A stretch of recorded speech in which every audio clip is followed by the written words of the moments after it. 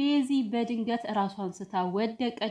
ምስኪን ስታሳዝን የምር ያው አሞኛል እያለች ነበረ መጀመሪያም፣ ነገር ግን ድንገት ነው የወደቀችው። በጣም ያሳዝናል። ሰላም ሰላም፣ ውድና እየተከበራችሁ የቻናሌ ቤተሰቦች እንዴት ናችሁልኝ? ደህና ናችሁ? ሰላማችሁ ብዙ ትርፍ ይበልልኝ በያላችሁበት ቦታ።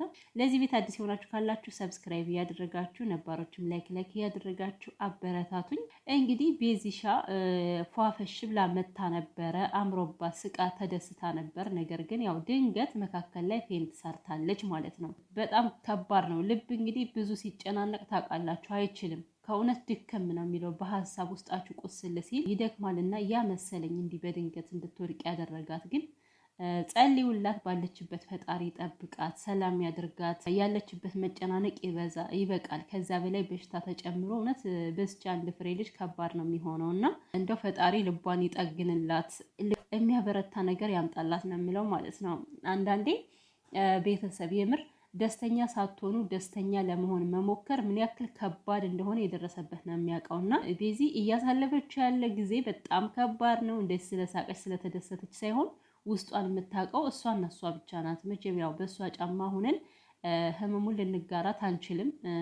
ህመም እንዳለ ቢረዳንም ማለት ነው። ግን ዋናውን እያካሄደችውና እያለፈችበት ያለችው እሷ ስለሆነ ግን ያንን ሁሉ ትታ ያው ከሮቤል ጋር ደስተኛ ለመሆን እየሞከረች ነበረ ማለት ነው። እና ቤዝዬ ፈጣሪ አምላክ ይጠብቅሽ ባለሽበት። ሌላው ማለት ነው እኔ ትናንት የተደሰትኩበት ከቤዚ ቤት ገብቼ ማለት ነው አልወጣ ነው ያልኩኝ። በቃ ከላይ እስከታች ሳየው እንዴት ደስ እንደምትሉ ከምር በቃ ሴት ልጅ ማልቀስ የለባትም፣ ሴት ልጅ መጎዳት የለባትም፣ መሳቅ ያለባት እያላችሁ ቤዚ ቤዚ ቤዚ ቤዚ ቤዚ ስትሉ ነበር እና እንዴት እንደሚያስደስት እርግጠኛ ነኝ። ይሄ ኮሜንታችሁ ማለት ነው አንዳንዴ የሰው ሀሳብ ሰውን ይደግፋልና አሁን ለምሳሌ በዚህ በተሰበረችበት ሰዓት ሌላ አጉል ነገር ብጽፉላት የዋሰ ሌላ ህመም ነው የሚሆንባት። ግን የትናንቱ ኮሜንታችሁ እሷ ሞራል ነው የሚሆናት። በቃ እንድትነቃ ወደ ማለት ቶሎ ከዛ ውስጥ እንድትወጣ ያደርጋታል፣ ምናምን ያበረታታል ብዬ ነው የማስበው። ይሄን ያክል ህዝብ ከጎኗ ነው ያለውና ይሄን ያክል ህዝብ ደግሞ ከጎኗ የሆነበት ምክንያት እውነት ስላላት ነው። ምን ጊዜም ቢሆን ማለት ነው ልባችን ለእውነት ነው መቆም ያለበት። ቤዚ ይሄኔ ሙሉ በሙሉ ጥፋተኛ ሆና ቢሆን ኑሮ ይሄ ሁሉ ሰው ግልብጥ ብሎ ጥፋተኛ ነሽ ነበር የሚላት። ግን እች ልጅ እውነት ስላላት ሁሉም ሰው ከሷ ጋር ቆመ። እኔ በጣም ነው ያስደሰታችሁኝ እግዚአብሔርን በኮሜንታችሁ እንዴት እንደተደሰትኩኝ። እና እንግዲህ ቤዚሻ ህይወት ይቀጥላል ብላለች። አዎ የሚቆም ህይወት እኮ የለም ቤተሰብ፣ የምሬን ነው። የሚቆም ህይወት የለም ከዚህ ጋር። ህይወት እንደዚህ ነው። አንዳንዴ ታገናኛቸዋለች፣ ታለያያቸዋለች። ከባድ ነው። ስለዚህ ከሆነ ሰው ጋር ተለያየን ብለን ደግሞ ህይወታችን ቀጥል እናደርገው አንችልም። መሄድ አለብን ወደፊት መጓዝ እስካለብን ድረስ እንጓዛለን ማለት ነው። ይሄን ስላችሁ ደግሞ የቤዚና የማርኬን መለየት ፈልጌው አይደለም። በእውነት በጣም ደስ የሚሉ ጥንዶች ነበሩ፣ የሚያሳሱ ትንሽዬዎች ነበሩ።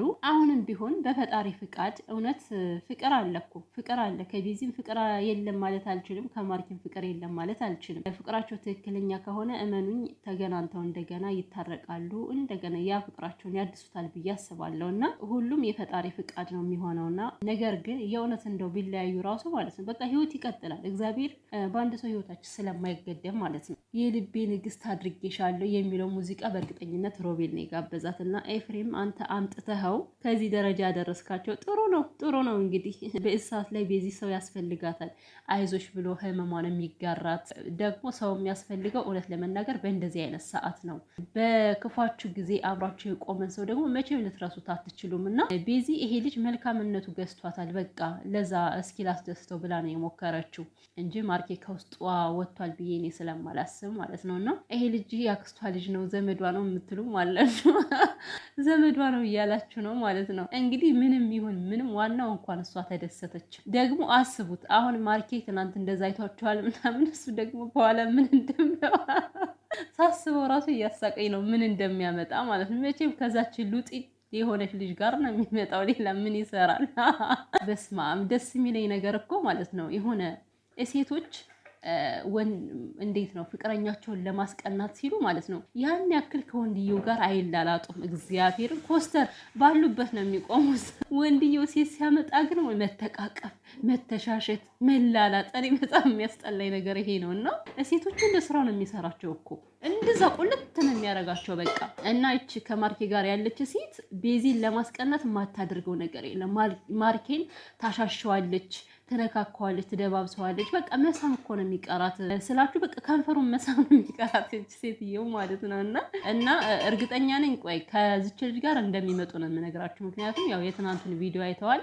እቺ ልጅ ስራዬ ብላ ቢዚ ማስቀናት ስለምትፈልግ አሁንም ሌላ ታሪክ ውስጥ ገብተው ነው የሚመጡት ማርኬና ልጅቷ ማለት ነው። ማርኬ ግን ፍቅር ካለ አሁንም ኮስተር ብላ እቺ ልጅ ካጠገቧ ርቀ ቤዚ እንድትመልሳት እኔ ደስ ይለኛል።